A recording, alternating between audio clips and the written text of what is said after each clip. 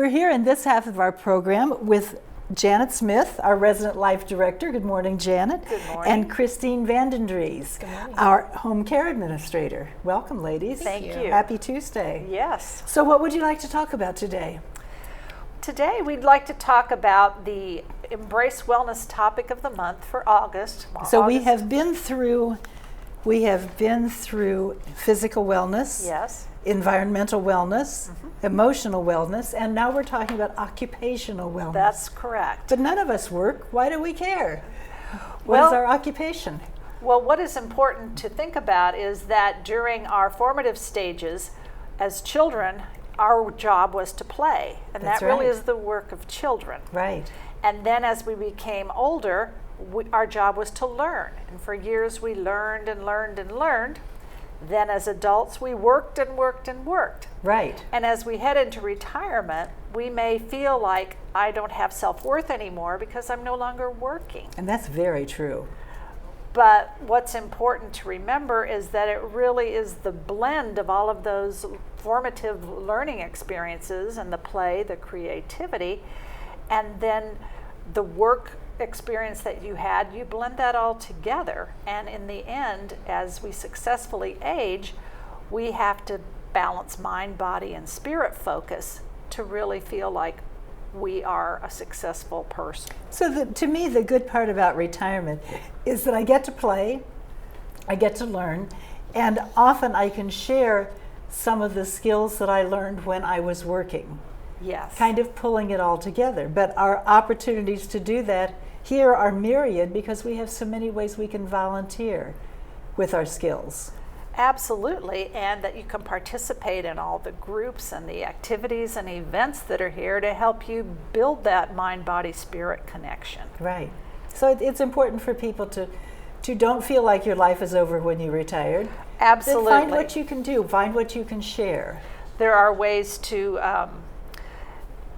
build healthy bodies and brain, reduce illness and injury, and engage in life. And that's why this campus is such a great place to live, because it really does offer opportunities in all of those arenas. And if you need opportunities, I would bring up two groups. Let's say you have an idea for a group you'd like to start. And boy, I wish what was something the other day? Someone wanted to play a board game called Risk. And he wondered yes. if there were others to do. Well, that's a good opportunity. To say, hey, I could do that, go to a community resources person who can help you find a place to do it, put out some publicity, and I bet you're going to have people show up to want to do that. Absolutely. And the other piece of it is, now I had a second piece and I forget what it was, but the other piece is to volunteer and say, where can I help? Absolutely. And if you want to volunteer to help, who do you go and see? This is a test for you. Kimberly Nelson. No, that would be wrong. It's Yvonne, isn't That it? would be Yvonne Endo. Yeah. I'm thinking of the department in general. I'm sorry. That's good. Janet hasn't been with us long enough to learn everything and have them right like this. That was I didn't mean to throw you off balance. I'm in that learning phase. There right? you are, right? You're still in the Stepping learning back to phase. the learning phase. Very well said. But Yvonne can come up with lots of possibilities if people would like to get out and help and share their skills. She has lots of Absolutely. ideas, I'm sure. Yes, and if you want to enrich yourself, you can go to many of the concerts that are here.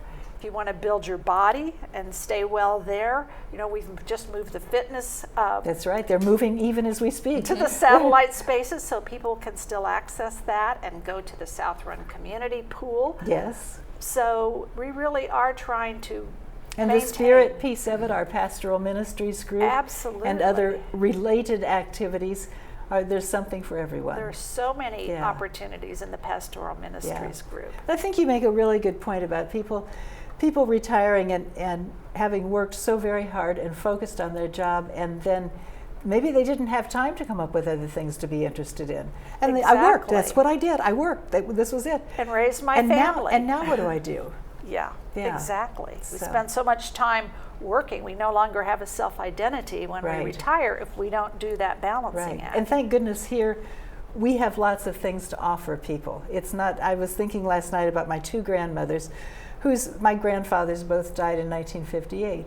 And at that time, what did grandmothers do? They sat in a chair and waited to die. And that was, both of them lived into their 90s. And when I think about it now, I think, boy, if I'd been smarter then, I could have worked more to get them out and doing things because there wasn't anything wrong physically. Absolutely. Yeah, so here we have lots of things to offer. We absolutely do. And kind of the end point of this 3 boxes of life is what we've just talked about. I love this last slide. If you can put you up the slide the that last slide shows for us? the cartoon with the Peanuts characters.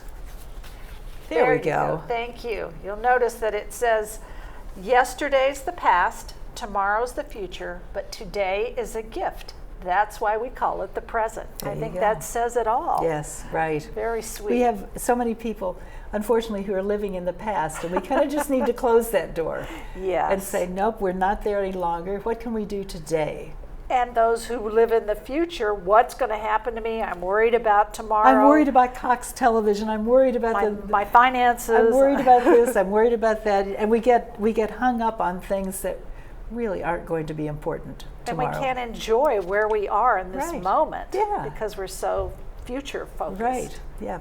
It's good things. So I know while you're here, and we have a shortened time period today, only 10 minutes, we have Christine with us who wants to talk about our upcoming Ancillary Health Forum.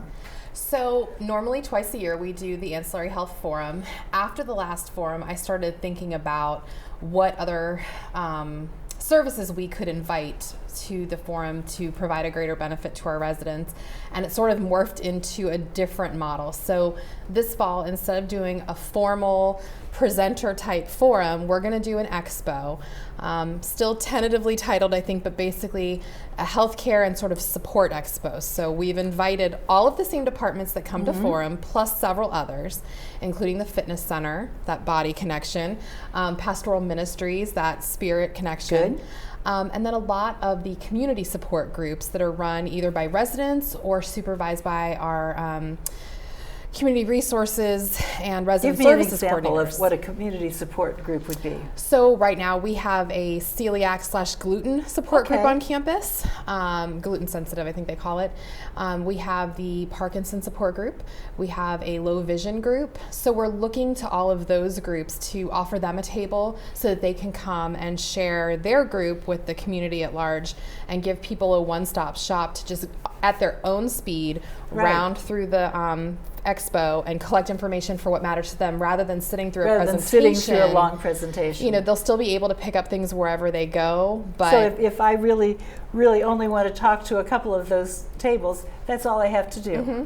Exactly. And if you're somebody who generally has a hard time sitting through something that's 2 hours long like that, you can come target the places you want to talk to at your own pace and get back to what you were doing before. Right. And we're encouraging, just like with Forum, invite your family members, your power of attorney, your decision makers. And that's really important. So that they can come and get the information with you. Yes. And it might open your mind to something you haven't thought about before. One of the things that we're really looking towards, especially in home health, is getting people referred out to our balance class. Yes, it's such that's an important a really thing. important one. One of our projects in home health is to help reduce falls, not just within our own population of residents, but on campus in general. Yes. And that balance class is a big piece. Yes. So we're asking the fitness center to sort of spotlight the balance class and bring awareness to that. Good. And then, like I said, pastoral ministries to, the services that they can provide with, grief and loss and the spiritual connection. And I'm starting to explore other groups that potentially could provide services externally from campus, but still have a value, because there are some groups that have over the years have kind of fallen away from lack of someone trying to pull them back in, or at least light that fire. Right. Someone sees a support group that's external, like Inova Fairfax has the Life with Cancer group. And so maybe seeing that will ignite somebody's passion for cancer support and encourage them to maybe start a group back on campus again. Good. So we're looking to, and if somebody wants to start a group in the meantime and wants to be featured, now this is let going me know. To be when? This is going to be October 30th October in the 30th. Hunters Crossing Conference Center from 1 to 3. Okay, good. And you can drop in anytime. You don't have to show up right at 1 o'clock. Correct. Okay. Correct. So maybe wait until 1:30 when the crowd dies down. Exactly. We'll have very light refreshments because I know everyone will just be coming from lunch. Okay. We're going to have healthy refreshments because last time someone mentioned to me there's an awful lot of candy around. So So I took that to heart. So we're going to have healthier options. Were they saying that was a good thing or a bad thing? It was a bad thing. At a health expo, they didn't know why we had candy. So we're going to provide healthy refreshments. And yeah, it's going to be a really good time. Keep that mind, body, spirit connection. Exactly. Always educational, right? Exactly. So we're still learning there. Yeah, Yes. and I think, the thing that I was thinking about while you all were talking was with new people that come in, and these groups and all these activities they can do. It's so scalable here. You can be involved as much or as little as you want, and that's why I love this expo. Yes, because you can come for as long or as short as you want to, and engage as much or as little as you want to, depending on your comfort level. Good advice. So, ladies, they're flashing a sign that means this is wrap up. So we have to say goodbye for today, but thank you for the information. Thank you for coming, and we'll look forward to your next visit. Thank you. Okay.